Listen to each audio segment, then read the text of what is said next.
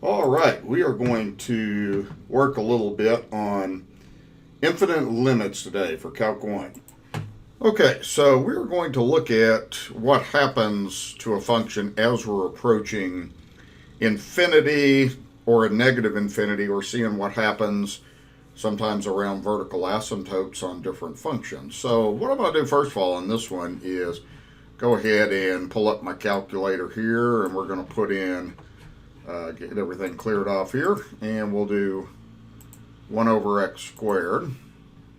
And I've already got a picture of what that graph looks like on your handout.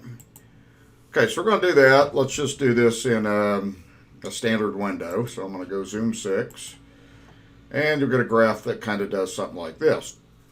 Okay, one of the things I want you to notice on this is as we go further and further out on this, first thing we're going to do is kind of look at x increasing. So the idea is going to be, if you went to your table of values on this, you're going to find that as x gets bigger and bigger and bigger, say I'm all up to 19 and 20, you can pretty well tell visually that this thing is just leveling off towards 0. Now it's starting to get into scientific notation and so forth. So the idea would be, now I'm going to change my window to like negative 1,000 to 1,000. You won't see the graph as good, but you'll be able to clearly see what's happening. So let's go negative 1,000. And let's go to x max of positive 1,000. Scale by, say, 100. I got to do this for the trace feature to work correctly on this. So I'll have this, and we can tell that we're above the x-axis, so I'm just going to go 0 to 10 like that. Okay? So you can hardly see the graph, of course, because of the way I scaled it, but if I traced at, say, like 900, way out there like that, okay, you can see that we're getting closer and closer to 0. So that's the point on this. And the same thing happens at negative infinity. If we put in like a pretty large negative number, like negative 900, well, we're getting close to 0. So that's going to be kind of the idea that you want to establish on this. So what's happening in this problem clearly is as x gets bigger, we're making x go towards positive infinity. Well, the value of the function is going towards 0. And if we're getting into smaller and smaller negative numbers as we're approaching negative infinity, the graph's always is approaching 0. So what's happening is it's leveling off, and what you really have is you have a horizontal asymptote that occurs at 0. So we'd say we have a horizontal asymptote at x equals, or not x equals 0, at y equals 0. Okay? So that's what that works out. So what we do is we would now conclude that the limit as x approaches negative infinity is going to 0, and the limit as x approaches positive infinity is also going to 0. So that would be the ideal.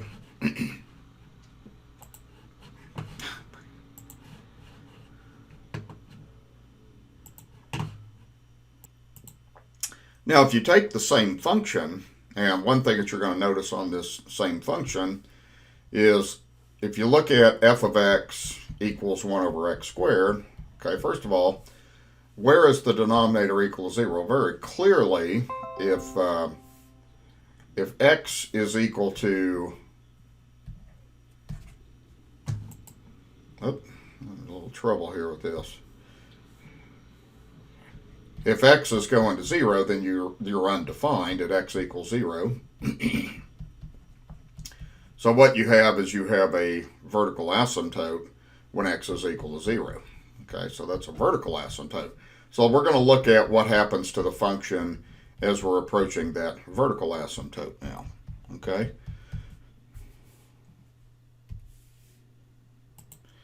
Okay, so if you look at this, what I'm doing is I'm closing in on values like this. So basically, as I get closer to 0 from the left and right hand side, what I'm doing is I'm approaching 0. And what's happening is the function is getting infinitely big. Okay, like that. So if I go to this, back to my graphing calculator, now what I'm going to do is I'm going to change the window so that I'm just looking just a little bit around 0. So I'm going to go from negative 1 to 1 by a scale of 1. And the idea will be I'm going to make the y max go a little bigger, like 50 or something like that. And then you can use your trace feature to analyze this pretty easily. So that's how the graph goes. So the idea is if we started at 0.1, we're a little bit to the right of there. Now we have a really big number. We have 100. So if we closed in and went to 0.01, that's just closer to 0 from the right-hand side.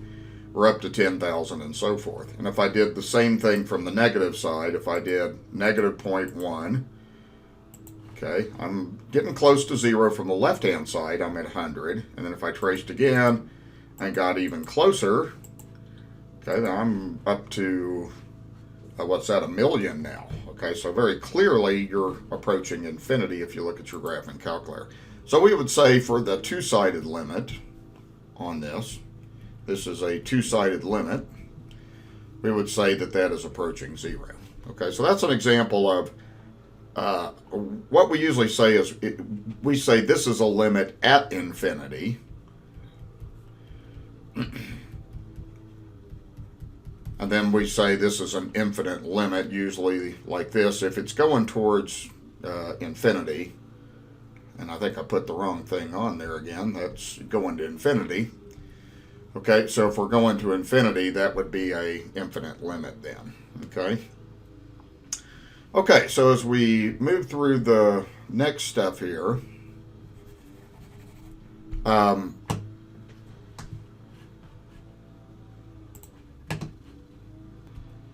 okay, yeah, so what the next thing is basically saying is a limit at infinity. So if we're closing in on A from the left-hand side, so as x approaches A from the left-hand side, we would say that y approaches infinity. So that's a limit at infinity. The graph clearly is taking off.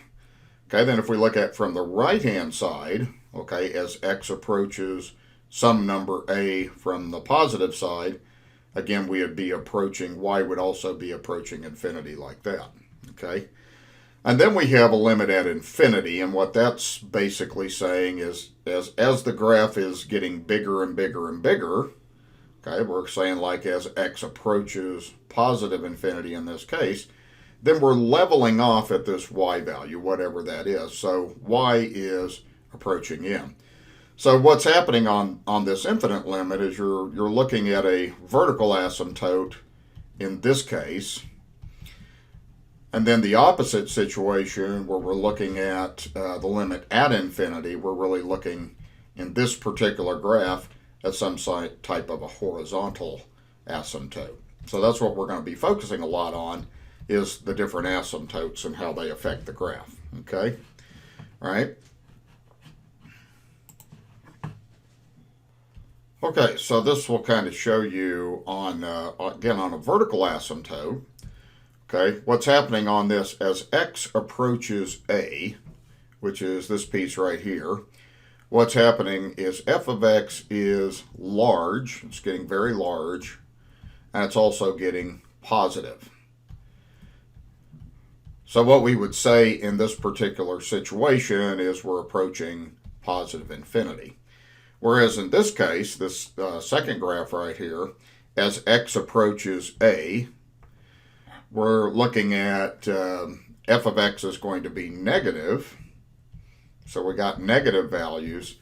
So f of x is, and we're really talking about, I should say, the absolute value of f of x is large. Okay, so it's kind of turning out to be some large value, but it's negative. Okay. All right, so that's what we'd end up having on that then, is in this particular case, the two-sided limit, if f of x is equal to either plus or minus infinity, and if the right-hand limit, so if you look at these two graphs I have here, the right-hand limit's going to infinity on either situation. If that's going to plus or minus infinity, and the left-hand limit, in this case, is going to plus infinity. And in this case, the left-hand limit's going to negative infinity. So I'm going to use plus or minus infinity. Then what happens, the line x equals A is called a vertical asymptote. of f. Okay, so whenever you have vertical asymptotes, your graph is going to approach plus or minus infinity. That's the idea you want to get in mind. Okay, so let's go through and look at some basic some limits here. Okay, so this first figure right here, these are limits at infinity on these first two problems. So we're going to look at limits at infinity just by looking at a graph.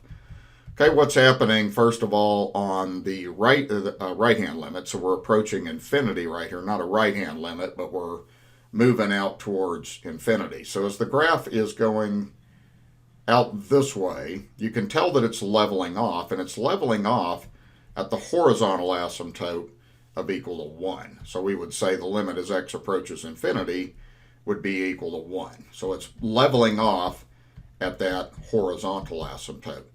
Versus if you're looking at negative infinity on this problem, what you'll see on this is we're leveling off at 0. Okay, we're kind of looking at y equals 0. So basically in this case, we have a horizontal asymptote at y equals 0.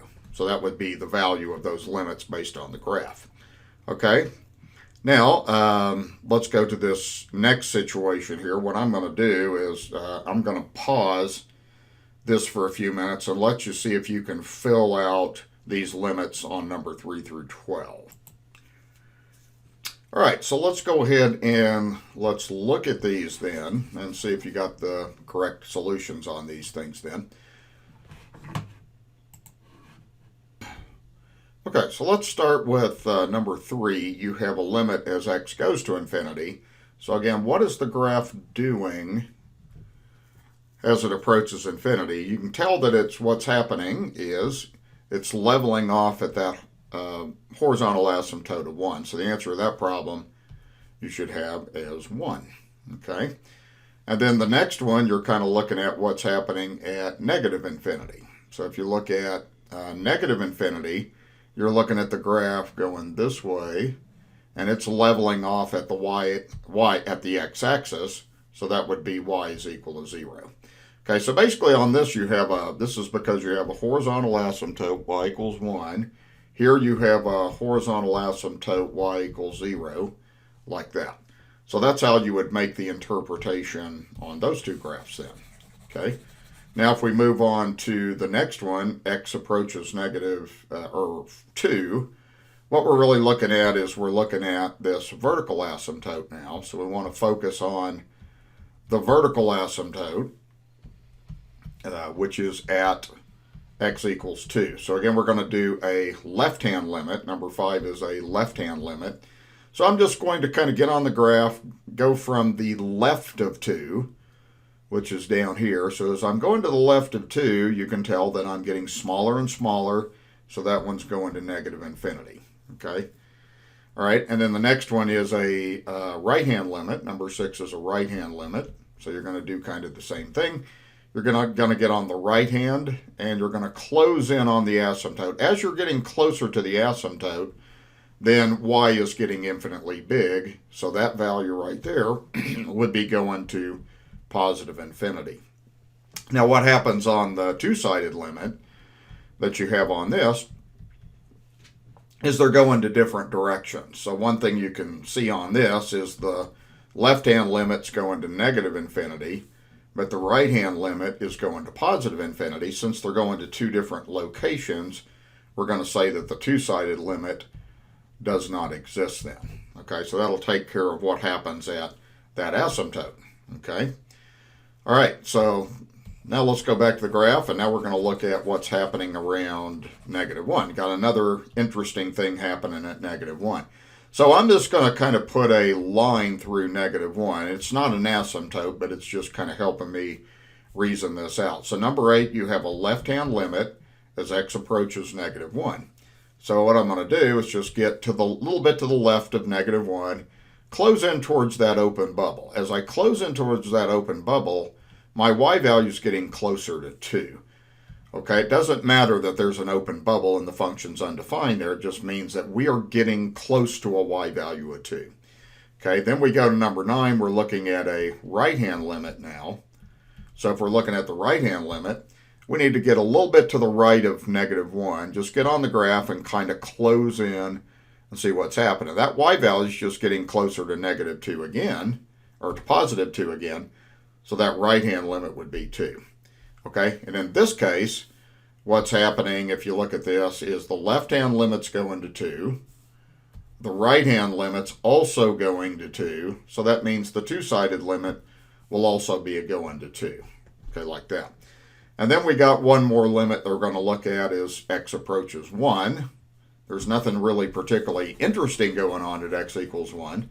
But the idea would be this. Okay, if you look at x equals 1, which is here, I'm going to put a dashed line to help me analyze this limit. So what would be happening is if I go to the left of 1, I'm heading towards 0. If I get on the right-hand side of the function and close in at x equals 1, I'm also going to 0. Okay, so that limit would be equal to 0 like that.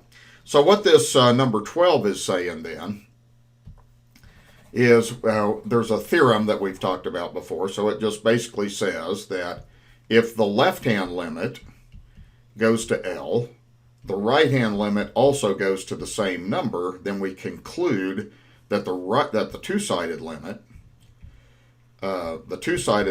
will also go to L. That's a conclusion that we can make on that then. So that's kind of what's happening at -1, for instance. Okay, the left-hand limit goes to 2, the right-hand limit goes to 2, so does the two-sided limit. So that's the idea. Okay, so let's move on from here. And what this number 13 is saying on this says if the left-hand limit goes to some number L, the right-hand limit goes to some number M, and they're different. So in this case, they're going to two different locations. Then what we would do is we'd conclude that this limit here does not exist. That would basically just be saying, for instance, if you had a graph, something kind of like this. Whoops, that's not what I wanted. So if I have some sort of a graph, and maybe you have an asymptote, for instance. So let me just draw a little quick picture of this like this. So basically what we'd be saying is something like this. Okay, where maybe the left-hand limit is approaching infinity. Maybe the right-hand limit is approaching -infinity. Since they're going to two different places, then we would say that that does not exist. So that's what we're talking about by that. Okay? All right, moving on to the next thing. Okay, so on the next situation, we're going to look at these two limits right here. This, of course, is a left-hand limit as x approaches 3.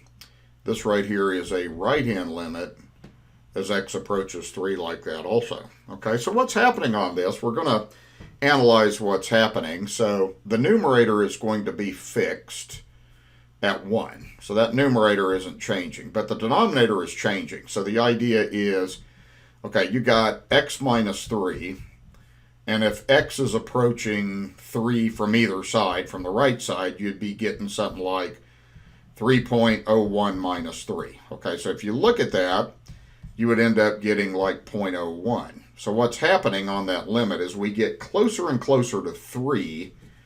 This is getting smaller and smaller. The denominator is just basically going to get smaller, and it's going to go towards 0.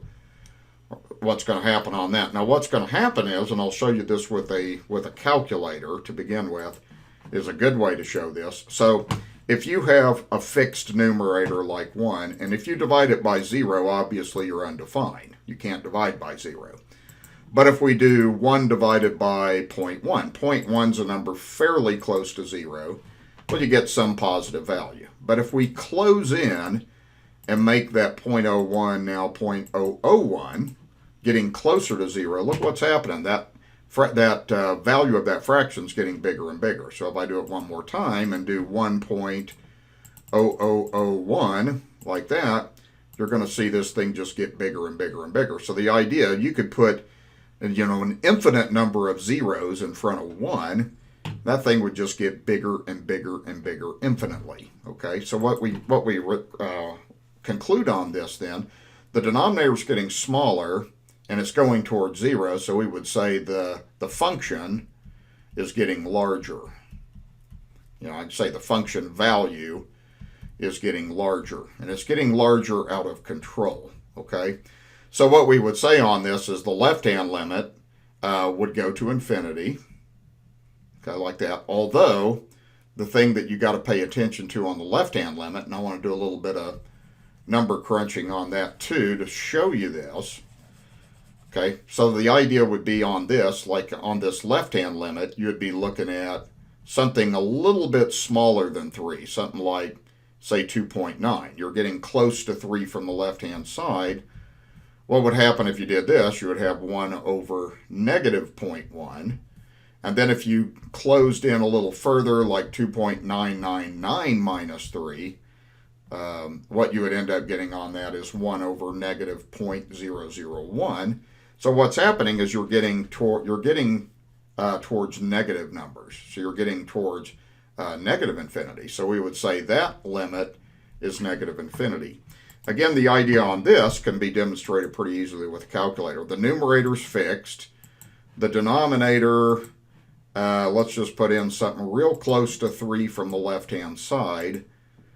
What you notice on that is that denominator is going to be negative, so you're getting negative numbers. And if I do it one more time and just close in even closer with putting lots and lots and lots of 9s on there, minus 3, you're just going to find that what's going to happen is that's going to be a negative value, but it's getting smaller and smaller and smaller, so that's negative infinity. And then this one would be positive infinity, because the idea would be you're coming from the right. So if you had like 1 over 3.01 minus 1, you have 1 over 0.01, so you have some sort of a positive number. Okay, then if you closed in on this even closer and did like 3.00001 minus 3, and that should be a 3 there, not that, you're going to just get getting some sort of a positive number like that. So this is pretty easy to convince yourself of this on the calculator. I'll just do this on the right-hand limit. So if we did a number that's just barely bigger than 3, just something like that, and then subtract 3, the thing that you're getting on this is the numerator's positive, the denominator's positive, so you have a positive ratio, so it's going to positive infinity. That's how that's going to go then. Okay, graphing calculator on this, what you're going to have is you're going to have a vertical asymptote. So if you put in like 1 divided by x minus 3, like this, and then you did this, say, in a standard window. If I do a zoom 6 on this, you'll see you got that asymptote. So you can pretty clearly tell that the left-hand limit's going to negative infinity, the right-hand limit's going to positive infinity. But that's the analysis of that without a calculator. It's just doing a little bit of arithmetic. Okay, now let's look at the next one, example number 8. Okay, now on this number 8, let's analyze this arithmetically. It's pretty clear to tell what's going on the graphs of these things. But let's do a little bit of arithmetic on this. So what we're interested in on this first one is we have a left-hand limit as x approaches negative 1. Okay, so what's going to happen on this is if you're looking at the limit of this function, this is the function that you're given here. Well, if you plugged in negative 1, okay, into the numerator, you would have negative 1 over negative 1 squared minus 2 times negative 1 minus 3 and then squared. Okay, well, what you'd end up having if you crunch that out is you'd have negative 1 over 0. So that would be undefined. You can pretty well tell on that. See, that's given 1 plus 2 minus 3, so you have a 0 denominator. Okay, the idea is going to be, what happens on this left-hand limit, though, is you want to see this going on in the problem. If you were to close in on a value that's is close to negative 1 from the right-hand side, this is what would be happening on this. Let's take, like, instead of negative 1, let's take a number that's just barely to the left of negative 1, say like negative 1.01. Okay, that's what the numerator would be. Now the denominator is not going to be 0. You're going to, without crunching this out, you would have negative 1 squared minus 2 times negative 1, and that should be negative 1.01 on that. So we would go like this. We would have negative 1.01 squared minus 2 times negative 1.01 minus 3 squared. But the key on this is you're squaring that denominator. And since you're squaring that denominator, it's going to be positive. So what you would end up having is you would end up having a negative numerator over a positive denominator, and that denominator is going to get closer to 0. Okay, so since that's getting closer to 0, this thing is going to approach negative infinity. The idea is you have some fixed numerator that's negative, a negative number on top, and then this is going closer and closer to 0. Then you're going to end up having, since you have a negative over a positive, that's going to go to negative infinity. So that's how we could reason that out. You can tell pretty clearly on the graph as x approaches negative 1 from the left-hand side, it's pretty clear to tell that it's negative infinity. But doing a little bit of simple arithmetic is how you can reason this out then. And it comes in handy that the fact that the denominator is squared. Now, if you looked at the right hand on this, if you just go through and look at the right-hand limit on this, well, you would analyze this the same way. Okay, let's just say x is 1.01. That's a number that's a little bit bigger than 1 from the right-hand side. So what you would end up having on this is, and we got to do a negative number. We're approaching negative 1 there. So let's use like something that's just barely to the right of negative 1. Okay, we could say something like negative 0.99. Okay, that's a little bit to the right of negative 1. So if we plug that into the function, okay, what we would have is we'd have negative 0.99, but then again, we would just have something squared. Okay, it doesn't matter, you would plug in the negative 0.99 in for x, but it wouldn't matter. You would have a negative over a positive, which is negative. So this would also go to negative infinity for the same reason, is because this denominator is getting close to 0. Okay, like that. So you have a negative over a positive is negative, so then you could conclude arithmetically that those two limits are going to be equal to negative infinity over infinity. So the basic idea, both of these things could be analyzed this way, okay? Without doing and looking at a graph, you would know there's a vertical asymptote at negative 1, okay? But what you could do is you would realize that when you evaluate x, you would have a negative number in top and a positive, and then this would really just be something that's negative, and the idea would be you have a constant over 0, so it's either going to go to plus or minus infinity, but analyzing the signs, we know that it goes to negative infinity, okay? So in this case, we're going to negative infinity, okay? The other thing I'd like to show you on this too is, if you start with that denominator, x squared minus 2x minus 3, you can factor that as x minus 3x plus 1, so you get x equals 3 and you get x equals negative 1 would be the two places where you're undefined. Okay, now we're going to look at what happens at 3, and we're going to use the same sort of analysis on this. So if we have a left-hand limit, let's just let x be some number that's just a little bit to the left of 3, like, say, 2.99. Now, the key thing is that's a positive number.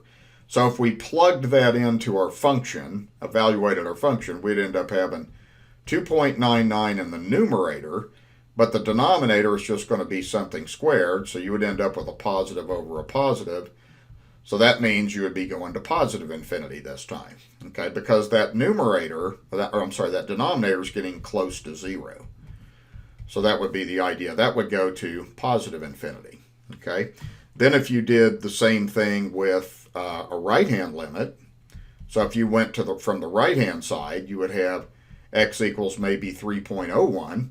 Well, if you plugged it into the function, you would have 3.01 in the denominator, but the denominator would be positive, so you'd have positive over positive, so that would also approach positive infinity. Okay, so the idea is the big picture behind this is you have a number over 0, and that's either going to go to plus or minus infinity depending on what these signs are, depending on whether the numerator is positive, and whether you got a left or right hand limit. That's how you can analyze whether it's going to plus or minus infinity. And that's pretty easy to see on our graph that the left hand limit goes to infinity and the right hand limit also goes to infinity. But that's how you reason that out without a graphing calculator. And that's pretty important to be able to do those basic things in your head.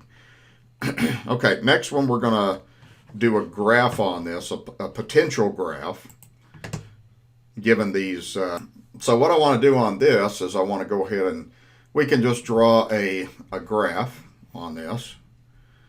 And then we'll try to put together, enough clues to see if we can reason out a possible graph. There's lots of possible graphs based on this information.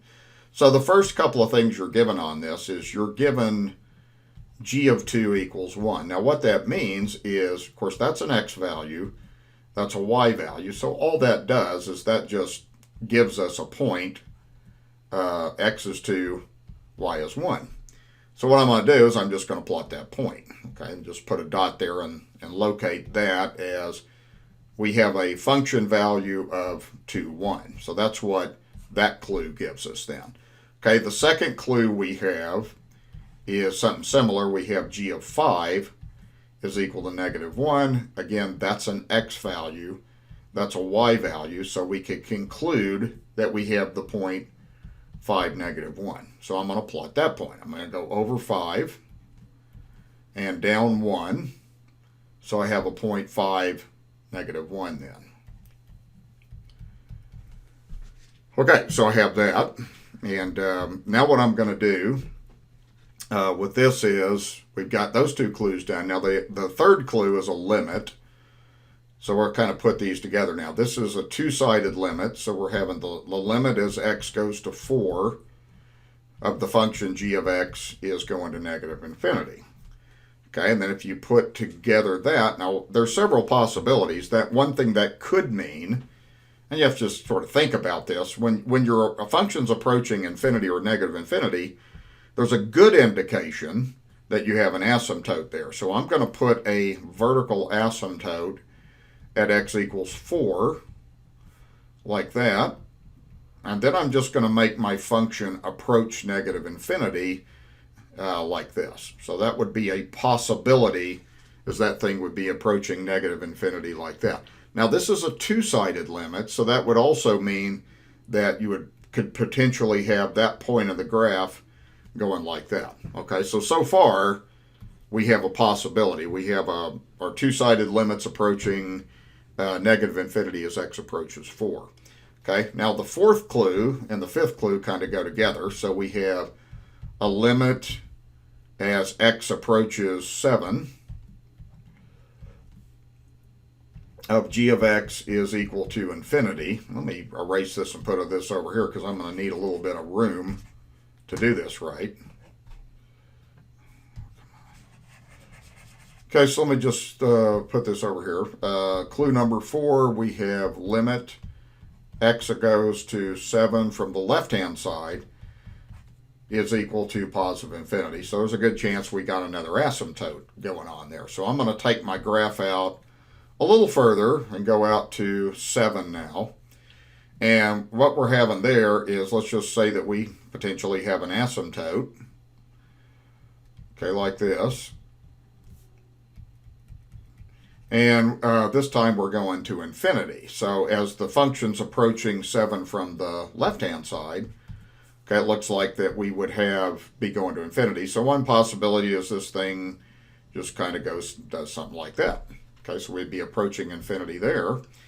And then the fifth clue on here, the clue number 5, is saying this time we have a right-hand limit. The limit as x goes to 7 from the right side of g of x, that should have been g of x there, of g of x equals negative infinity. So that's going to mean that the graph is, if we're on the right side and it's going to negative infinity, then it's doing something like that. Okay, so that would be a potential graph. You could do whatever you wanted to from there. It doesn't matter. So that's just one possible graph that takes into account all of those different clues that were given then.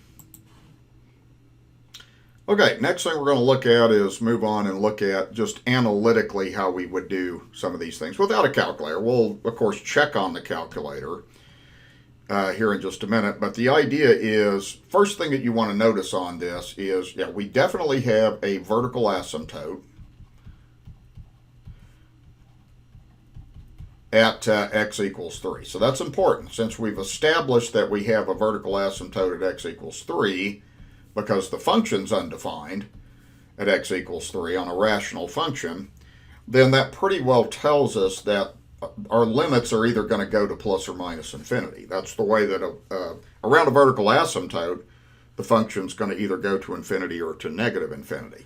So what we need to do is just narrow this down, and it really just turns out to be kind of an arithmetic problem analyzing the signs. So this is a right-hand limit. So what you want to do is just plug in a number that's barely to the right of 3. It doesn't really matter what it is. You can use 3.1. Okay, and that'll give you a good idea. So anyway, what you would have is the numerator is fixed at 2. The denominator would be 3.1 minus 3 to the third. So that's going to 2 over 0.1 to the third like that. Okay, so as x gets closer and closer to 0, that's the key thing. This thing right here is going to go to infinity, but we need to figure out if it's plus infinity or minus. Well, we're going to have a positive numerator, and then if you take a positive number to the third power, you have a positive. So that means you have a positive result.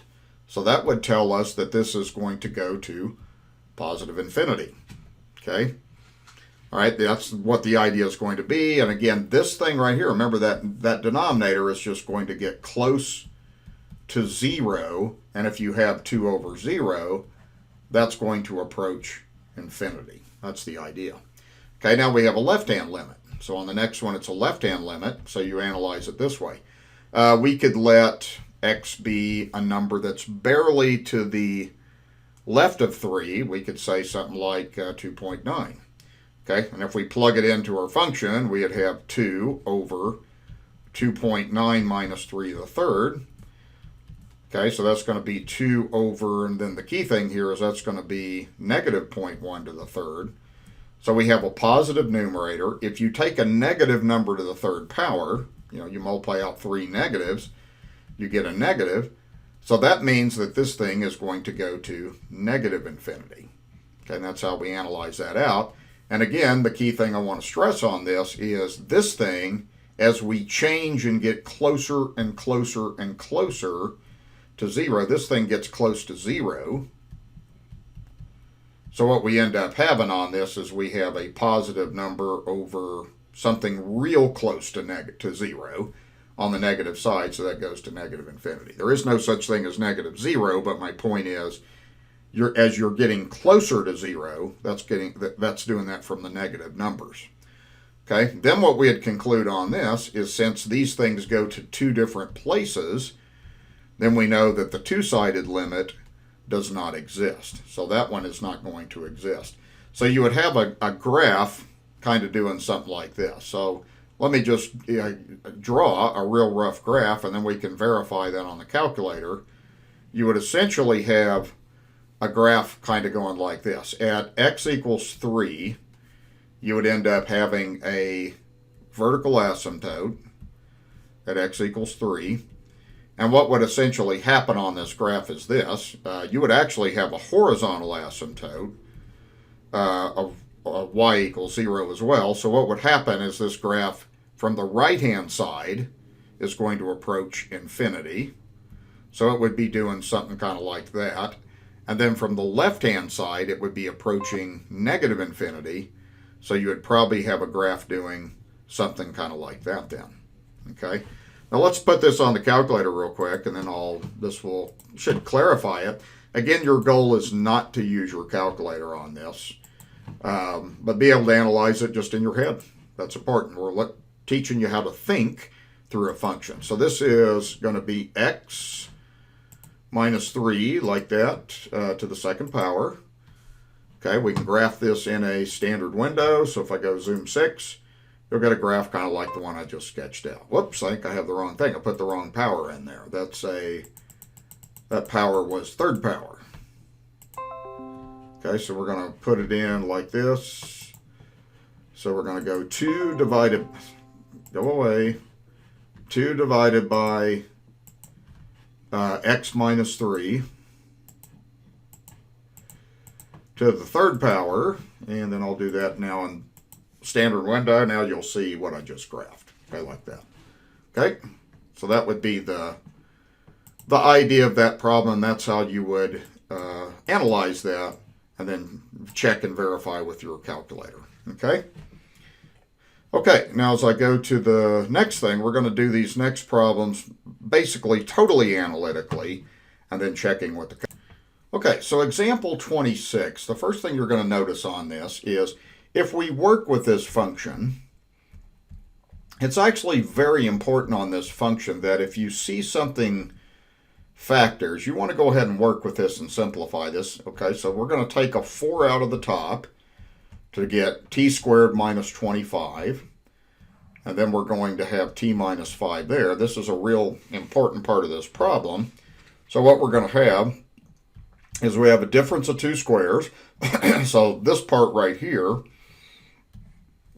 factors as a difference of 2 squares. So we're going to say t plus 5, and we're going to say t minus 5, like that, over t minus 5, like this. Okay, so the first thing that you want to notice on this is, of course, the function's undefined. We are undefined at t equals 5. Okay, just by canceling that factor out, that doesn't mean the function's no longer undefined, because we're working with the original function. Okay, what happens on this is you're used to this being a vertical asymptote. So your first thought on this might be, well, you have a vertical asymptote at t equals 5. But you don't. Because this cancels out, you actually end up with a hole at t equals 5 and not a vertical asymptote. So it's a little bit different. So your graph isn't going to have an asymptote, a vertical asymptote anymore. So we have to analyze this function a little bit different way then. So that doesn't mean that our answer is going to be plus or minus infinity, because we don't have an asymptote. Okay, so what we're going to do on this one, we're doing a two-sided limit.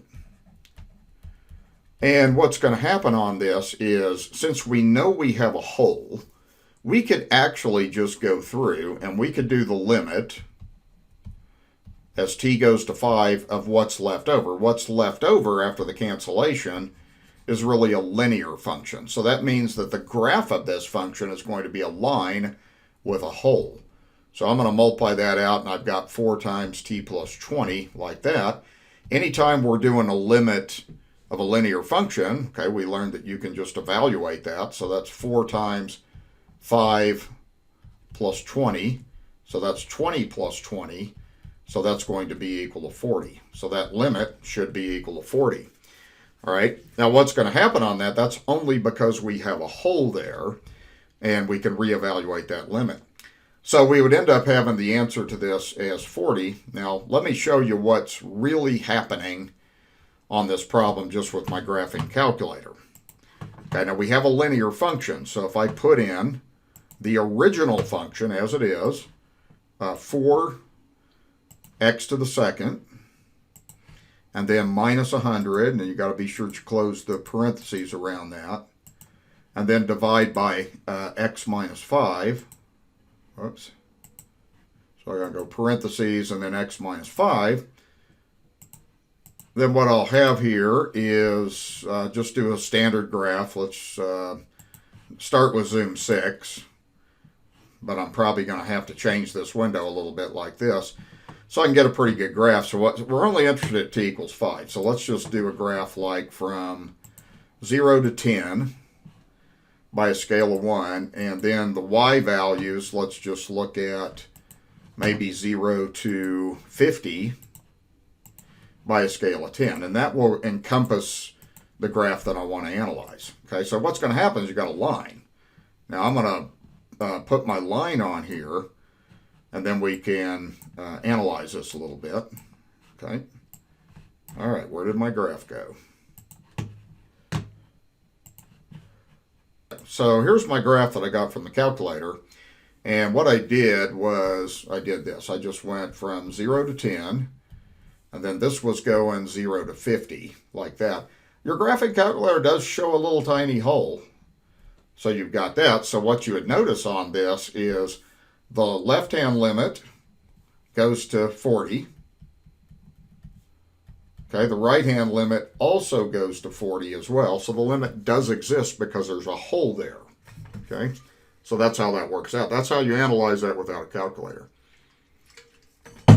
Okay, moving on to 28 next. So the first thing we want to do in number 28 is you notice that looks like you have some factoring that goes on here. So we want to factor. We want to see if we have any vertical asymptotes. And if we do, where they are. So let's go ahead and just work with the function a little bit here before we do the limit. So we have z minus 5. The denominator of the whole thing is going to be squared. And then I'm going to go ahead and just factor that trinomial. So it looks like we have z and z. To get z squared, we're going to use 6 and 4 to get 24. And to make them add up to negative 10, we're going to have two minuses like that. So notice there's no cancellation. So got no cancellation, so that means that we're going to have vertical asymptotes occurring at z equals 6 and z equals 4. Okay, and that's going to be important on this problem because we're doing the limit as z approaches 4. So we are going to be doing a limit around a vertical asymptote. So we make the conclusion that's important to this problem is we have a vertical asymptote there. So that's going to tell us pretty much immediately that this rational function, if you're dealing with a limit around a vertical asymptote, the answer is going to be plus or minus infinity. What we have to do is we have to narrow it down. So what I'm going to do on this is let's go ahead and let's write this in the factored form. So let's look at the limit as z approaches 4 of z minus 5, or z minus 5 in the top. Now the denominator, I'm going to write it as z minus 6 times z minus 4 to the second power. And that second power is going to really help us to keep from having to do a lot of arithmetic. So really all we got to do is we got to do this. We need to go through and we need to do a left-hand limit. So the first thing we need to do is let's do a left-hand limit of this function and just kind of analyze that. So we're going to again do z minus 5 over z minus 6, z minus 4 to the second power. Okay, and we're just going to use a test value on this. So with this one, let's take a number that's a little bit to the left of 4. Let's say like 3.9, and that'll be good enough, okay, as we're doing that. Okay, so what's going to happen is if we plug that in, we'd have 3.9 minus 5, and see the denominator, since you're squaring it, it's just going to be positive anyway. So what you're going to end up having is you're going to have a negative number over a positive number like that. And again, this thing right here, that denominator is going to get close to 0, and that's the key. So as we're getting close to 0, this thing is going to go to negative infinity. The result of that's negative, so that means that left-hand limit is going to have a value of negative infinity. Now we need to look at the right-hand limit and see if it's the same or if it's different. So if we go through and now look at the right-hand limit, z approaches 4 of this function. Again, we just do a test value and we see if it's any different. Okay, so what you want to consider on this is you want to pick a number that's close to 4, but that's to the right of 4, like say 4.1. Okay, and what's going to happen on this, if we plug it in to the numerator, we're going to end up having 4.1. So let's just kind of work out the details over here at the side. So what we're going to have is we're going to have 4.1 minus 5.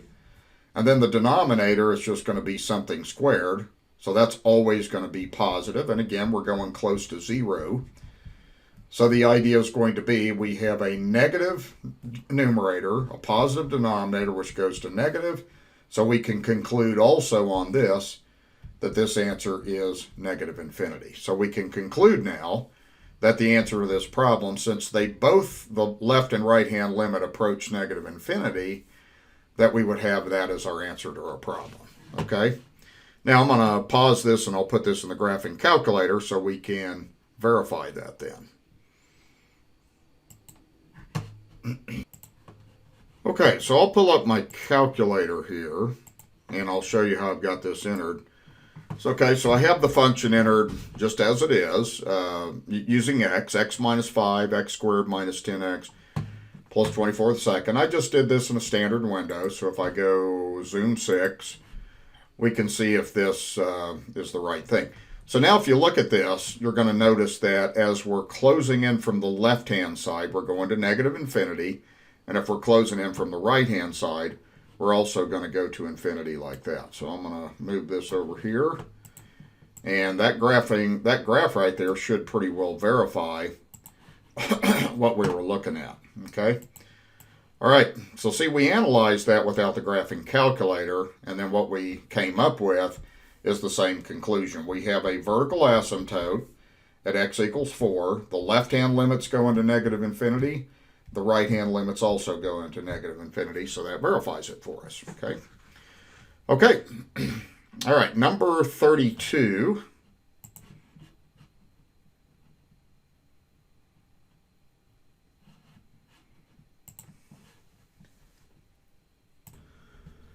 Okay, so in this problem, we have a rational function. This time we have a trigonometric function in the numerator. So let's go ahead and let's factor this. So we can take a common factor of x out of the top. There's no cancellation. Okay, so that means we're going to have x equals 0 will be a vertical asymptote, and x equals negative 2 is going to be 1. Okay, so these are going to be our two vertical asymptotes. And we're going to look at the limits analytically as we're approaching those two values then. Okay. So again, we're going to look at a left-hand limit on the first one. We're going to look at x approaches 0. So we're interested in what's going on at the first asymptote, x equals 0. Okay, so this is a left-hand limit, and then this is the right-hand limit. Okay, so let's go ahead and analyze that first of all. So let's look at the left-hand limit at x approaching 0. Okay. So if we took a value that's a little bit to the left, like if we did something like, if we say, let's let x be a negative number that's just a little bit to the left of 0, say like negative 0.1, okay? What we'd end up having on this then is you would have a cosine of negative 0.1, something real close to 0 from the left-hand side. And then you would have a negative 0.1 and then negative 0.1 plus 2. All we really care about is analyzing signs. So one thing that you notice on this, see this angle right here in radians, this is just a little bit to the left or a little bit lower than 0. Okay, so that means you have a quadrant 4 angle. So if you're in quadrant 4, which you are in this case, the cosine is positive in quadrant 4, so we'd have a positive there, and then we have a negative times a positive there. When you look at that factor, that's negative and that's positive. Okay, what you would end up having is positive over negative, so that's going to be negative. So that would help us conclude then that that left-hand limit is going to go to negative infinity. Okay, then if we look at the right-hand limit, as x is approaching 0 from the right-hand side, we're going to let x be some positive value that's very small, like 0.1. Okay, if we plug that in, we're going to have cosine of 0.1 over 0.1, positive 0.1. And we just got to analyze the signs again to see what's happening. Okay, so this is going to be, whoops, oh, come on.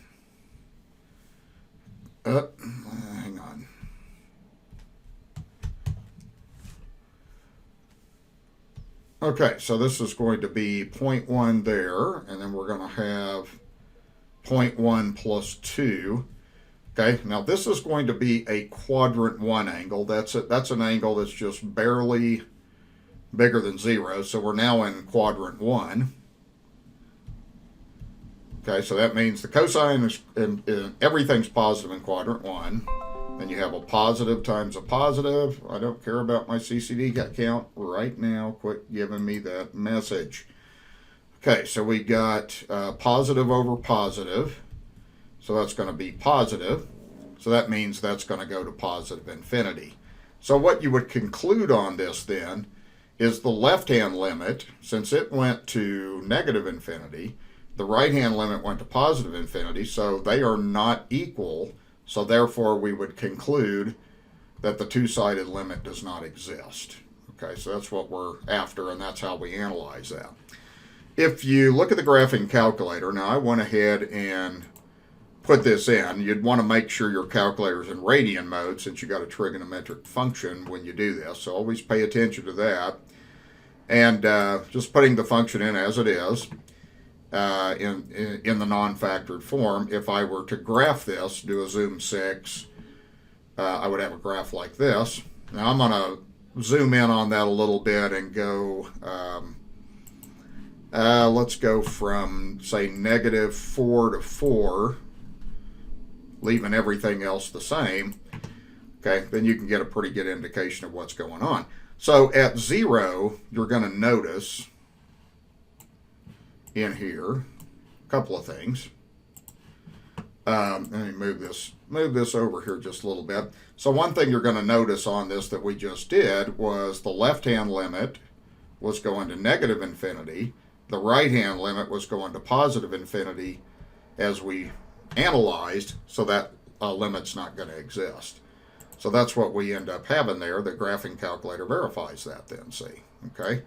Now, when we do the next thing that I want to look at just a little bit is what happens on your graph at x equals, now we're going to look at the limit as x approaches -2, which is your other vertical asymptote.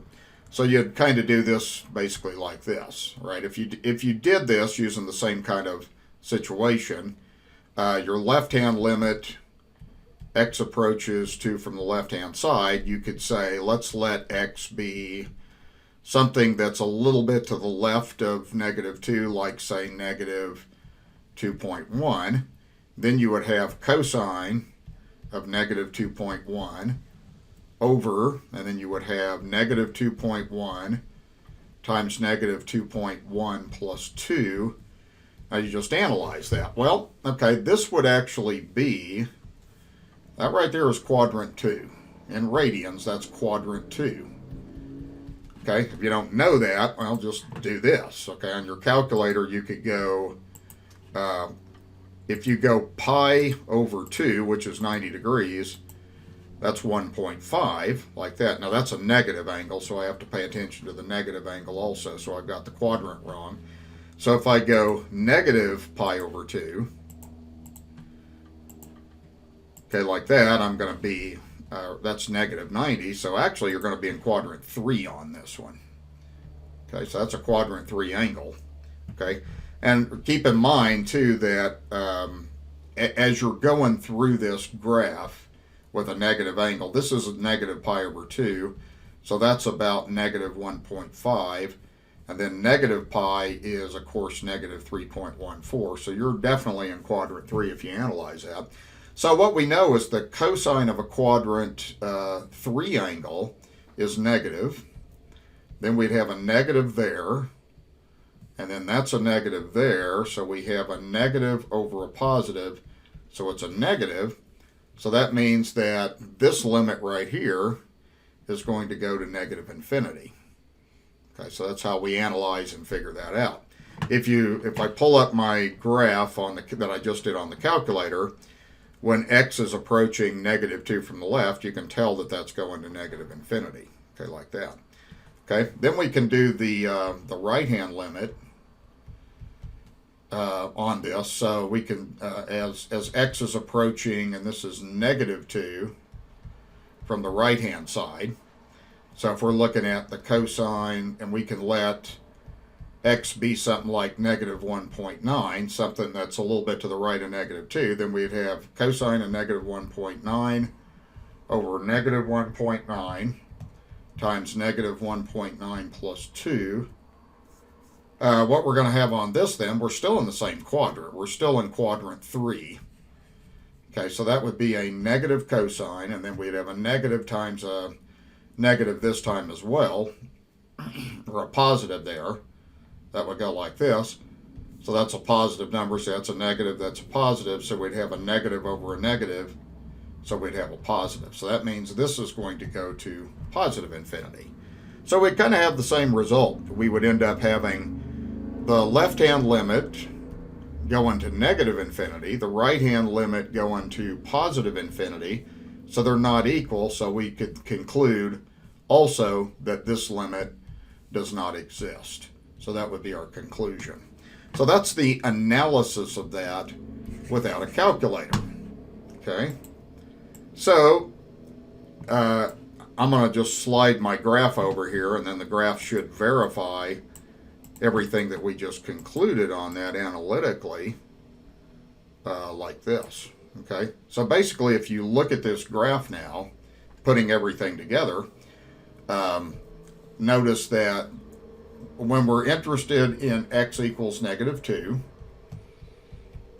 okay, you can tell the left-hand limit goes to negative infinity, the right-hand limit goes to infinity, so the two-sided limit does not exist. Same thing happened at 0. The right-hand limit went to infinity, the left-hand limit went to negative infinity. Okay, so we would conclude then that that limit doesn't exist also. So the graphing calculator should verify that, but that's the way you'd have to analyze that just arithmetically. You have to have some knowledge of trig to figure out the quadrant you're in then too. Okay, moving to the example 34.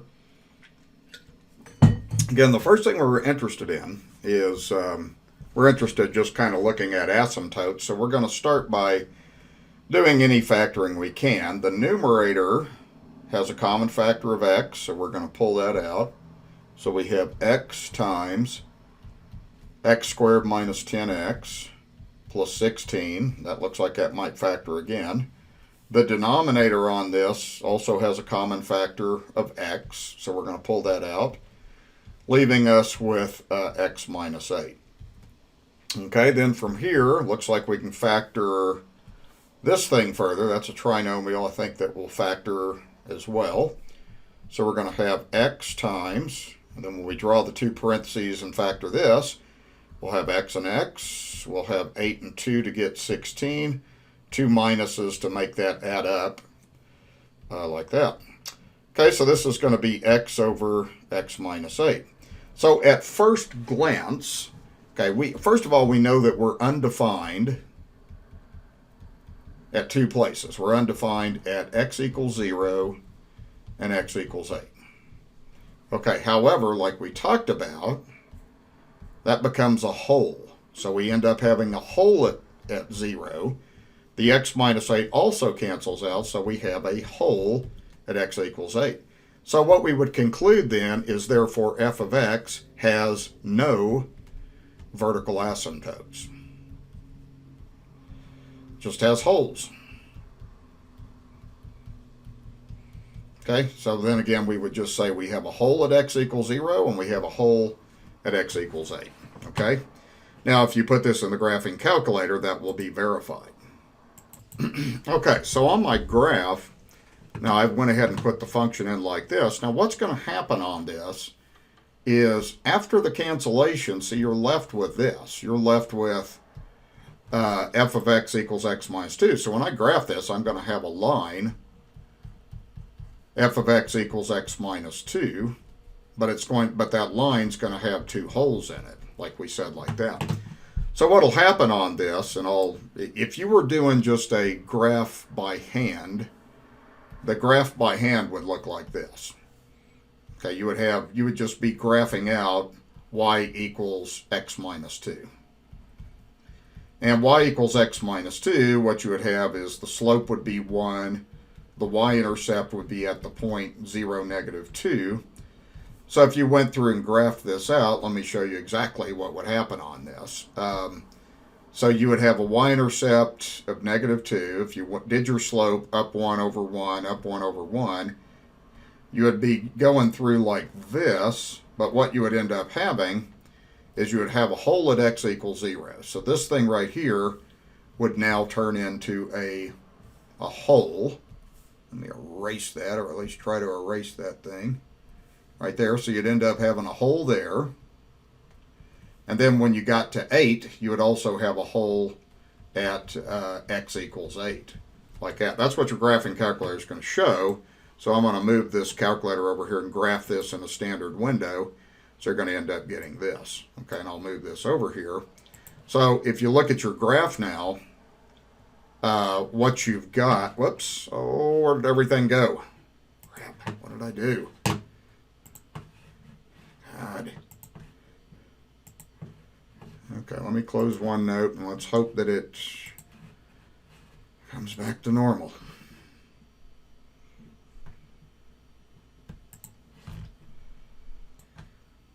Okay, so yeah, the graphing calculator, the holes are not apparent, but they're there. You'd have a hole there, and if you go out to 8, then you have a hole there, okay? So that's what you would end up having on that. So your limit would exist at both of those places. Okay, so what you could conclude also by that is the limit as x goes to 0 of f of x, that would be negative 2, it looks like, that limit. And then you would also conclude that the limit as x approaches 8, okay, if you do that, that would actually be 6. If you look at your graph, that would be 6. But also, what you're really doing, see, is you're doing, what you're really doing is the limit of what's left over, x minus 2. So if you wanted to do the limit, and I don't know why I put an infinity there. Okay, that's the limit as x goes to 8. That other hole. So if you're doing the limit as x approaches 8, I just do 8 minus 2. So I get 6. So that's how you would do that then. Okay, so that's the analysis of that without a graphing calculator. Okay, two other things we want to look at here is a couple of limits of some trig functions, and look at 36 and 38 for a little bit. Oh, come on.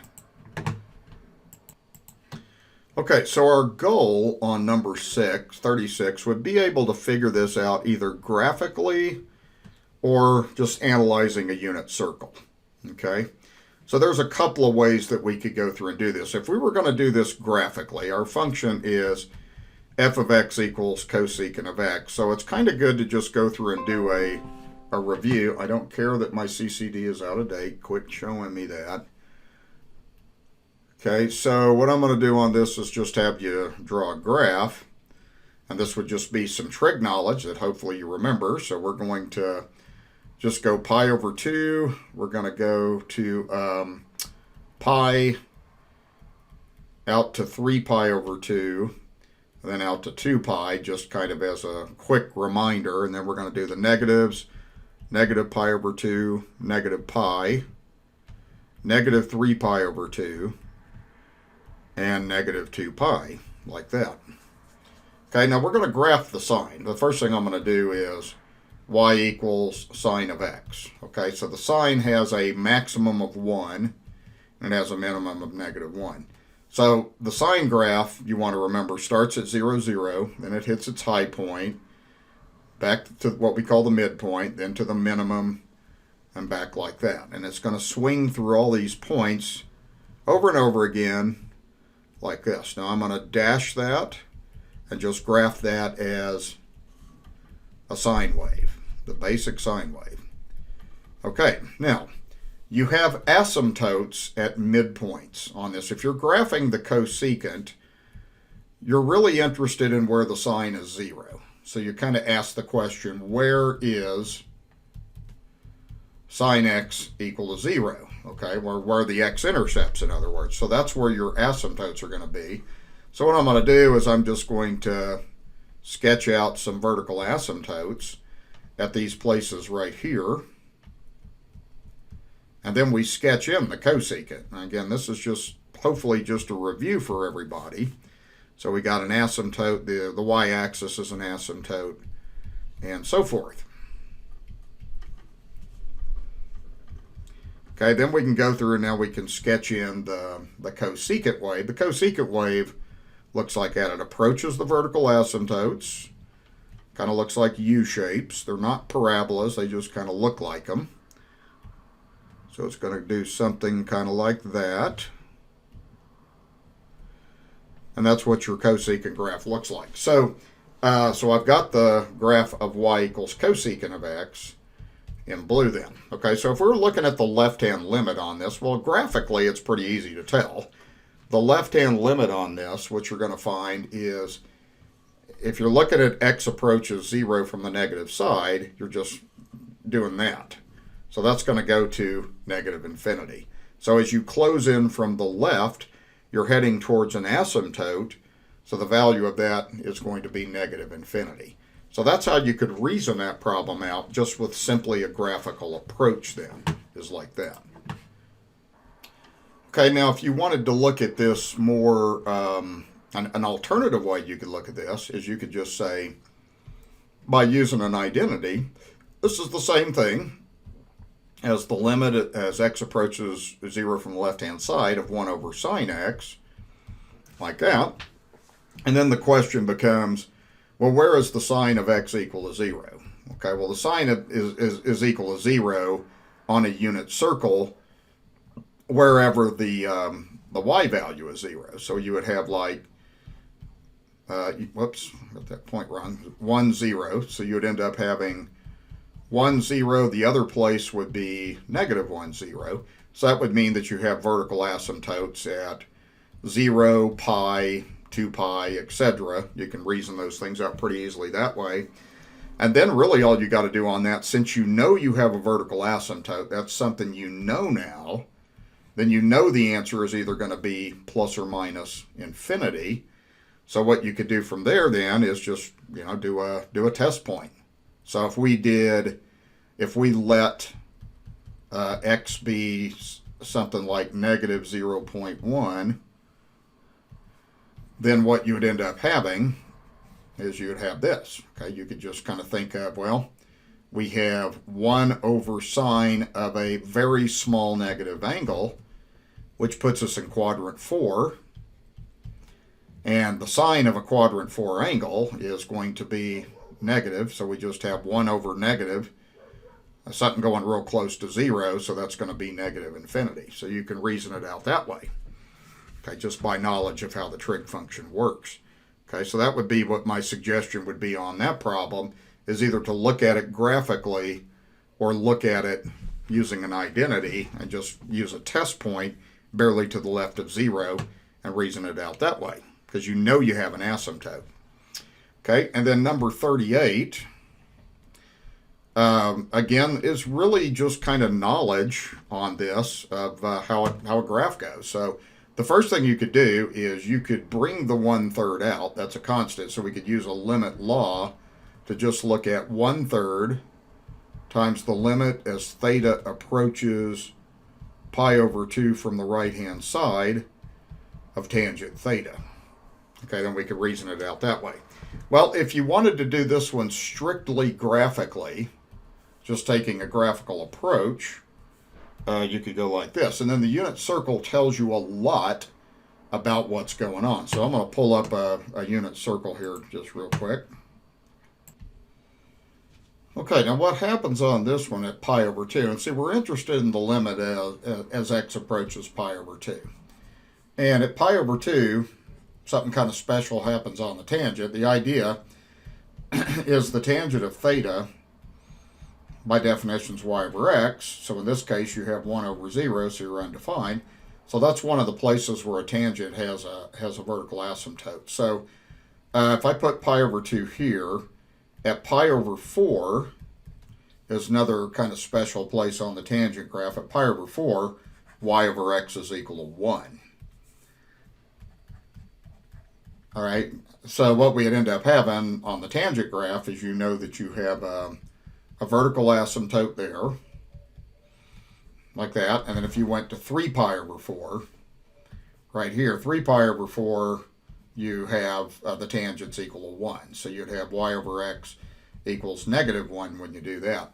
So what happens on your graph here of a tangent is it goes like this, and this is just kind of strictly a review. So you'll find at pi over 4, the value of the tangent's 1. If you go out to 3 pi over 4, the value of the tangent's -1. So it goes like that. And then you may recall your graph doing something kind of like this. In fact, the tangent does this. At 0, y over x is equal to 0. So it goes like that. So graphically, it's pretty easy to tell on this that if we're interested in the right-hand limit, then that thing's clearly going to go to -infinity. Okay, so that means the answer to this problem, graphically speaking, is going to be -infinity. Okay, so that's how you could reason out the answer to number 36 as well, is just taking a graphical approach on that. Or you could just look at what's going on this. If you know you have an asymptote, you can actually just do this. Okay, you know that you're undefined there, but but once you get to the right-hand side of pi over 2, barely, that just puts you in quadrant 2, and the tangent is negative in quadrant 2. So that you can just say, okay, I got an asymptote, I got negative values in that quadrant, so then I can figure it out that way. So the asymptote and the quadrant you're in is a really big deal when you're dealing with trig functions. Okay, moving down to the next one, this is just kind of a nice activity to give you a little practice. So f of x equals x over x squared plus 1. What I'm going to do is I'm just going to take the graph of the function and match it with the graph. Okay. First of all, most of this has to do with asymptotes. So first of all, on this one, if you let x squared plus 1 equal 0, and if you solve that equation, because you're looking for a vertical asymptote, you would have x squared equals -1. Then if you did a square root of both sides, you would not have any real numbers, so you're going to have no vertical asymptote. So if you look at this, the only thing that doesn't have a vertical asymptote is D. So choice D is going to be f of x equals x over x squared plus 1. Okay, it's the only one that doesn't have a vertical asymptote, so that's how you're going to know that. Okay. All right, without going through the details, we're just trying to kind of do a matching exercise here. Now, part B, you have f of x equals x over x squared minus 1, like that. So again, what we're going to do is we're going to look at what are our vertical asymptotes. Okay, so in this one, we need to go ahead and factor. So it looks like we have x over x plus 1, x minus 1. So that's going to tell me that we have vertical asymptotes at x equals -1 and x equals 1. Okay, so there's a couple of possibilities on there. It looks like that could either be C or it could be F. Okay, it's got to be one of the two. So what we need to do on that really is just kind of look at what's going on around the asymptotes on this, just by doing a little bit of analysis on this. One of the key differences that I see on this problem is how the graph behaves. So what I'm going to do is I'm going to make a little sign chart on this. This is kind of a nice thing to review. This is something that students were supposed to learn a little bit about in college algebra. So what I'm going to do is I'm going to look at x equals -1, and I'm going to look at x equals 1, and we're just going to analyze the function at different test values. Okay, and this will tell us a whole lot.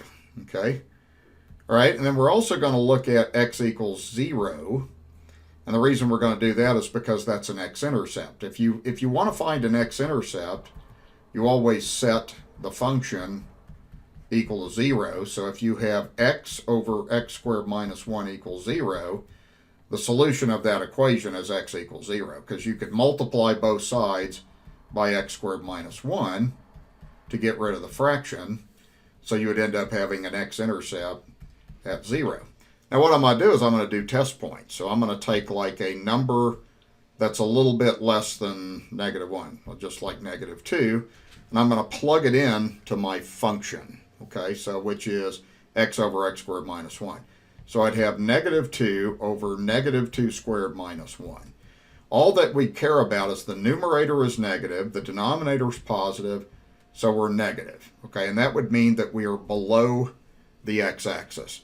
And see, that's what that says right there. That's below the x-axis. So this one could not be F. It would have to be C. Now, if I just conclude what I'm doing here, because this is a good review, if I did a test point in here like -1/2, then I'd have -1/2 over -1/2 squared minus 1. What you would end up having on this is you would have a negative numerator. You would have actually a negative denominator, so it would be positive. So that means that you would be above the x-axis. So from -1 to 0, you're clearly above the x-axis. Okay? And then you do the same thing here. You do a test point here like 1/2. Well, that would be positive 1/2 over 1/2 squared minus 1. That's a positive numerator, a negative denominator. So you're negative, so that means you're below the x-axis. And then finally going out here, test point of 2, we would have 2 over 2 squared minus 1. That's a positive over a positive, meaning we're positive, meaning we're above. So that's how you could reason that out is, okay, so basically graph A we said goes with D. Now B goes with graph C, okay, like that, okay? So that's how we would match that up then. So far we got D, graph D here, and graph C there, okay? Now we can move on from here and begin to reason out the other ones, okay? So hopefully the further we get in this, the easier it gets then, okay? Okay, so moving down to this, I think I missed number 42 too, so I got to go back to that. Okay, so I've got C is the function f of x equals 1 over x squared minus 1. Okay, so again, we just factor the denominator, so I'm going to have 1 over x plus 1, x minus 1, which means, again, if you look at this, we're going to have vertical asymptotes.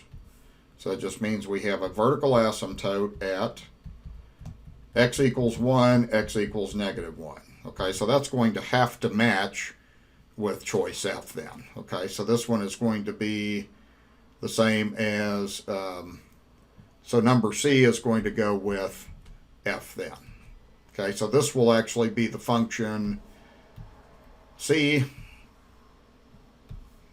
f of x equals 1 over x squared minus 1. It's the only leftover one that has two asymptotes. And again, you could do a sign chart on that to reason that out better. So you can just do the same sign chart on that to get that one worked out. Okay, and the sign chart on this one's a little bit simpler, so I'm going to go ahead and do that because I think students need to review this a lot when they're learning calculus. So I'm going to go on a sign chart on this. I'm going to look at just looking at -1 and 1. Okay. So let's break this up into -1, and let's break that up into x equals 1. This one does not have an x-intercept, so we don't have to go to 0 also. Okay. So there's no x-intercept on this also. So since there's no x-intercept, that kind of gives you another clue. Okay. But again, if you did test points on this, I was thinking it would quit popping up. So if we go to test points and use like -2 here, we would just have 1 over -2 squared minus 1. That's a positive over a positive. That's a positive, which means we're above the x-axis. So you can see that. Test point here would be 0. So we're going to do 1 over 0 squared minus 1. That's positive over negative. That's negative. So you can see we're below the x-axis. And if we go out here, we'd have a test point of 2 would work well. So we have 1 over 2 squared minus 1. That's positive over positive, which is positive. So that means you have a positive graph like that then. So that would be a way that you could reason that next one out then. Okay. Now I'll move now to function d. d is f of x equals x over x minus 1 squared. Okay, now this time you only have one vertical asymptote. So if you have one vertical asymptote, this vertical asymptote is going to be x equals 1. Okay, so looking at these choices now, what we're going to have on this next here is we got a couple of choices. These two, A and B, have got vertical asymptotes at x equals 1. So again, what you can do on this is you can look at the x-intercept, and that might verify this. So if you do an x-intercept, all you got to do is just take this function, set it equal 0, and solve the equation. So if you did that, you would multiply both sides by x minus 1 squared. So that would give x equals 0 as an x-intercept. Okay, so that pretty well makes us conclude that that is choice B, because that's got an x-intercept there. If you did a sign chart on this one, the way the sign chart would go on this one is it'd go like this. Okay, you would end up having to look at the x-intercept 0. You'd have to look at the vertical asymptote x equals 1, and then you would do test points. Okay. Well, the one thing that you want to notice on this is this denominator is to the second power, so it's always positive. So when you're doing your sign chart, you're always going to have a positive denominator, so that simplifies it a little bit. Then if we just go through and take a negative number, put it in the numerator, that's negative, so that means we are below the x-axis, like that is. Okay, put in like a 1/2 there, that's positive numerator, so that's positive. So that means we are above, so that matches. And out here, if you use x equals 2, you have a positive numerator when you plug in for x. That's a positive, so that also means you're above the x-axis there. So that's how that would match up. Okay, then that kind of boils us down, narrows us down to e now. So if you look at function e, we have f of x equals 1 over x minus 1 squared. Okay, that's going to have a vertical asymptote at x equals 1. So the only leftover one is a. So that would have to be choice A. And then that leaves us with f, which is x over x plus 1. Okay, that's going to have a vertical asymptote at x equals negative 1. So that would have to leave us with choice E like that. So that's how they all match up. That's a good exercise to help you to understand how rational functions work without having to look at your calculator all the time. Okay. Okay, now I think I missed number 42 up here, so let's go up to 42. And let's look at that one a little bit, then we're almost wrapped up here. Okay, so what number 42 is saying is you're going to find a function. You're going to look at a rational function. This is asking for a rational function where p and q are polynomials, and they need to be undefined at 1 and 2. So there's a couple of ways to do this. There's probably many ways to write examples on this. So if your rational function's undefined at 1 and 2, well, you can simply create factors x minus 1 and x minus 2, because that's going to give a vertical asymptote and a potential vertical asymptote there. But they only want a vertical asymptote at 2. So if you only want a vertical asymptote at 2, then the thing to do would be to get this to cancel out.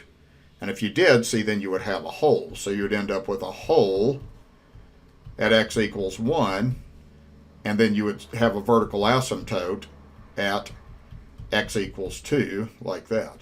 And that would be a potential answer right there. Okay. All right. Now this last page, we're going to do a couple of things with what we call transcendental functions. I think most of these are all trigs, exponentials, logarithmics. These are all called transcendental functions. So let's work with these a little bit to finish this up. Okay, so on these problems, you're just going to be finding a vertical asymptote, mostly analytically. I'm mostly going to verify these with a graphing utility. So let's start with number 46. What you have to know on this is you can only take a log of a positive number. That's okay, but doing a log of 0 is not okay, and doing a log of a negative number is also not okay. And you need to understand why. I'm going to give you a quick, simple example on this. So the idea would be if you do, say you have log base e of 0. Okay, what that means, and I'm just going to set that equal to a variable like x. That would mean e to the x equals 0. So the question is, can you take a number, raise it to a power, and get 0? That's impossible. You can't do that. So that's why you cannot do a logarithm of 0. The reason you can't do a logarithm of a negative number is kind of the same idea. Let's just say you're doing the log of negative 1 and set that to x. We'd have e to the negative x, or no, not e to the negative x, e to the x equals negative 1, which is also, I did it again. It's like sometimes I can't talk and write at the same time. I swear, I'm getting senile. Okay, so got e to the x equals negative 1. That's impossible. Okay, you cannot take a number, and see, e is a positive number. You cannot raise it to any power and get a negative. It's impossible.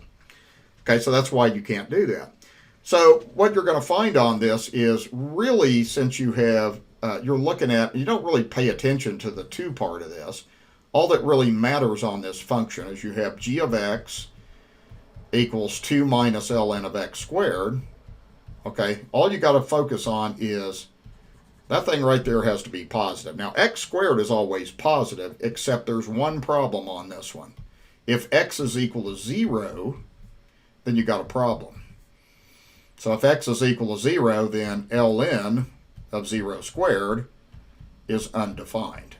So you would end up having an asymptote for that reason. And you also have to understand how logarithmic functions work. So we would conclude on this, we have a vertical asymptote is x equals 0. Okay, so that would be the only place. Now what I'll do as I'm doing these problems is I'll put some of these on the graphing calculator and we can verify them graphically. So if you were to put this in, you'd type this as 2 minus ln of x squared, like this. And if we just do this in a standard window, zoom 6, you'll see an asymptote coming out there. So it kind of looks something kind of like this then. So I'll move this over here and use that to kind of for my notes. Okay, so this would be how this looks then. Okay, now I'm going to erase this piece right here. I'll just put this up here for reference. So you can pretty well tell you have a vertical asymptote on that. Graphically, it's pretty easy to see that. Okay. All right, so I'm going to label this as g of x equals 2 minus ln x squared, and then you can tell we have the asymptote like that. Okay. Now we'll move on to the next one and talk about a secant. And the secant's undefined in certain places, so we'll need to analyze that. All right, so working with number 48 now. First of all, on this, it's giving you this piece of information right there. If the absolute value of x is less than 2, that just means that the graph is from -2 to 2. Now that's solving an absolute value inequality. That's something that generally you go through in intermediate algebra. Okay, like that. So absolute value less than problems fall between 2 and -2. So we could do a graph on this interval, this open interval, -2 to 2. So I'm going to, first of all, just review how you would graph this secant. Okay, so first of all, the first thing that you really want to do when you graph a secant, you really want to look at the graph of the cosine. So let's just say that we have y equals the cosine of pi over 2x. I'm going to write it like that, okay? So first of all, we would have the period. The formula for the period of a sine or a cosine is 2 pi over b. okay, where b is this coefficient. Okay, so that's a pretty important part of this. So we'd end up having 2 pi divided by pi over 2. So that's 2 pi divided by pi over 2. So that's 2 pi times 2 over pi. So that gives a period of 4. Okay, if we want to increment the x-axis, what you always do on an increment of the x-axis on a trig function is you just take the period and you divide it by 4. So in this case, the period's 4. We divide by 4, you get 1. So we're going to construct a graph on this of a secant, and then we can reason out the asymptotes this way on this problem to begin with. So I'm going to go ahead and just have you do a graph, and this will kind of serve as a nice review of how you do this then. Okay, so what we're going to do is the increments are 1. So we're just going to go 1, we're going to go 2, -1, -2, like that. And remember, the problem gave the condition that we're only interested between absolute value of x less than 2. Otherwise, we'd have an infinite number of asymptotes. Okay, so what we need to do is we need to just graph the cosine. So we've got everything set up. Now the amplitude on this, see, the amplitude is equal to the number in front of the cosine, which is 1. So I'm going to go up to 1, and I'm going to go down to -1 like that. Okay, now a cosine wave, you recall, starts at 0, 1. Then it goes to its intercept and to its minimum. So we're going to have this. Okay, then working backwards, it's going to go through the points kind of like this then. So the asymptotes are going to occur on a secant. The asymptotes occur where the cosine's equal to 0. So we basically have vertical asymptotes where the cosine of pi x over 2 is equal to 0. So graphically, we can tell where that is. Then we have the answer of the problem. Okay, and then just to review how this would go, you would have a vertical asymptote at -1. You would have a vertical asymptote also at 1. And then the secant wave just kind of sets on top of the humps of the camel. The way I look at it, it's like that. Okay, so what you'd end up having for your answer on this is you'd have vertical asymptotes at x equals -1 and x equals 1. So that would be the solution to that problem then graphically. Okay, and that's a pretty easy way to do that. Now, if you were doing this in a non-graphical manner, well, then what you could end up doing on this is you could end up just solving this equation. You could just end up solving the equation cosine pi x over 2 equals 0. Then you would find your asymptotes. Okay, so that'd probably be the simplest way to do that one, is just look at a graph. Now, pulling up my graphing calculator, if I'm graphing the secant of pi x over 2, notice that I have to put it in like this. So I have to get that put in like that on the calculator. You can make a note of that if you want to. You'd have to go y1 is 1 over cosine, and then you're doing pi x over 2, so you can put that like that. Okay, now what I'm going to do is my window, we went from -2 to 2, and then I just did the y's go -2 to 2 also. So if you're in radian mode, you would end up with this graph then. Okay, so I'll sneak this in here for our reference, and then that will be our graph like that. So graphing calculator would certainly verify visually where those asymptotes are located then. Okay. All right, so let me move this thing up here. Okay, so that's what we'd end up having. You can tell pretty clearly on the graphing calculator. You have an asymptote there at -1, and you also have one at 1 like that. Okay, so that's how I would do that. Just look at and consider the graph. Okay, number 50. The graph's kind of difficult to do on this one without technology. So I'm just going to analyze this one in a little bit different way. I'm just going to analyze the denominator. So we have the function g of s is equal to pi over s minus sine s. So what we're really interested in is the numerator is a constant. So we have this. We're interested in where the denominator is equal to 0. So we need to just set the denominator equal to 0 and see if we can analyze that out. And there's several ways you can do that. Okay, so one thing we could do is we could just, we can't really isolate the S, but we could move the sine S to this side and analyze that and just think about where that happens. Now you could do this also on a unit circle, so I'm going to pull up a unit circle here real quick.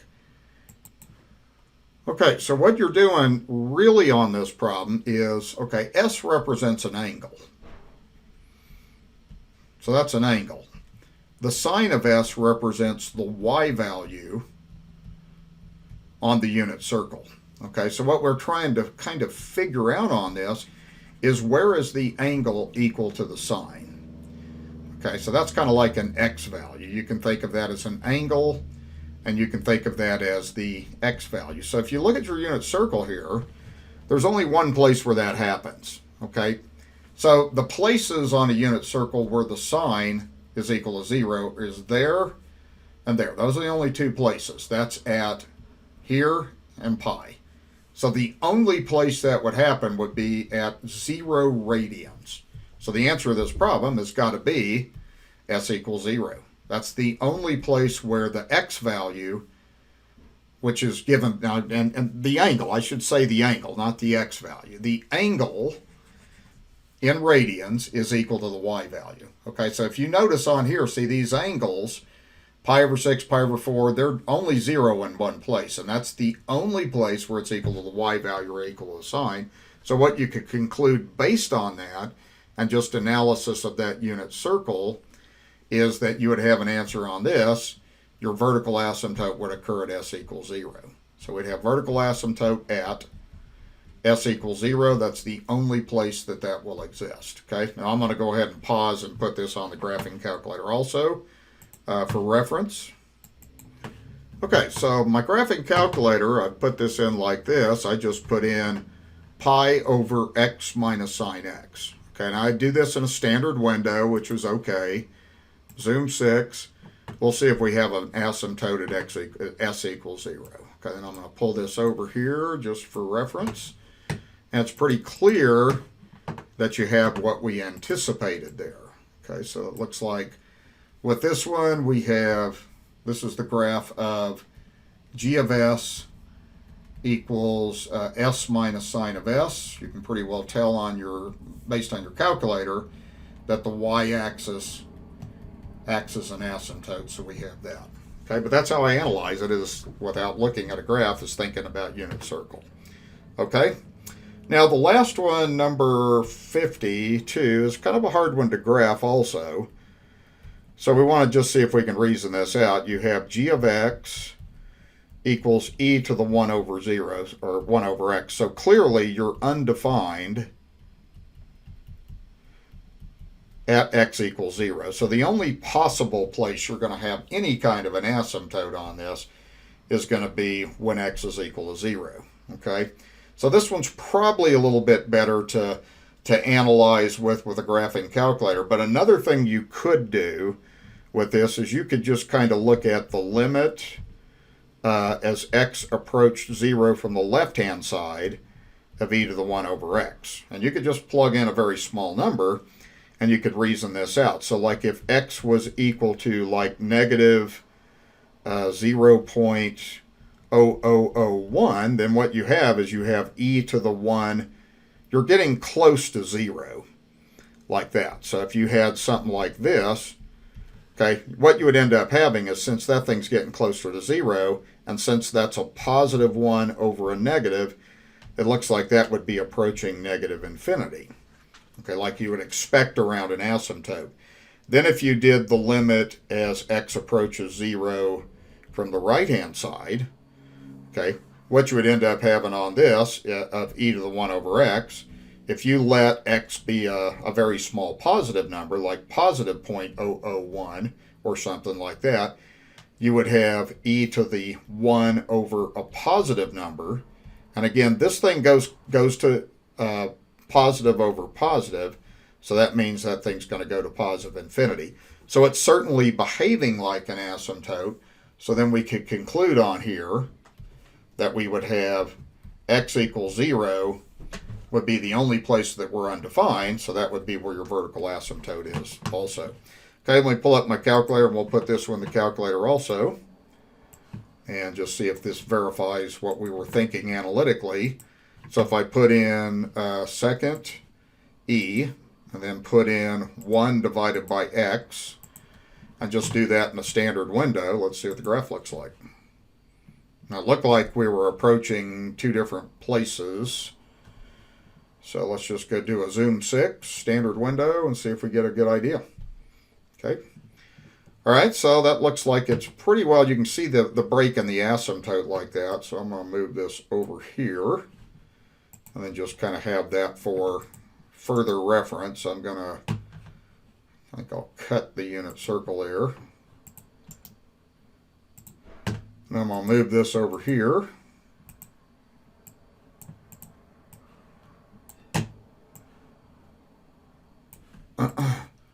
So what you'll end up having on this is the graph of g of x equals e to the 1 over x. And again, you can pretty well see on that you've got that asymptote like that. Okay, so that's how that goes.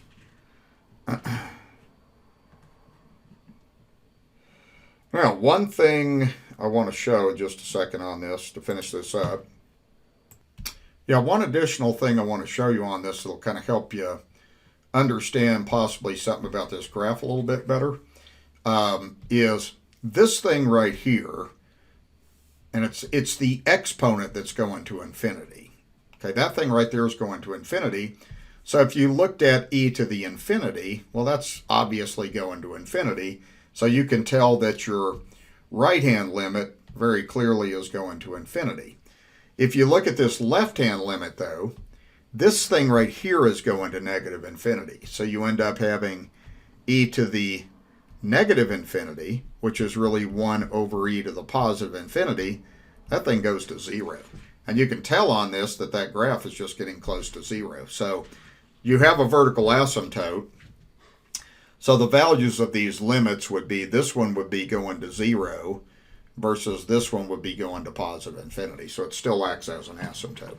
Okay, that's a long section. It's a really kind of a challenging section. You have to think a lot, and you have to have really, really good knowledge of functions. So spend your time on it and make sure that you're doing this the right way. Don't use your calculator. Use it only for verification purposes, and that'll help. All right, have a good day.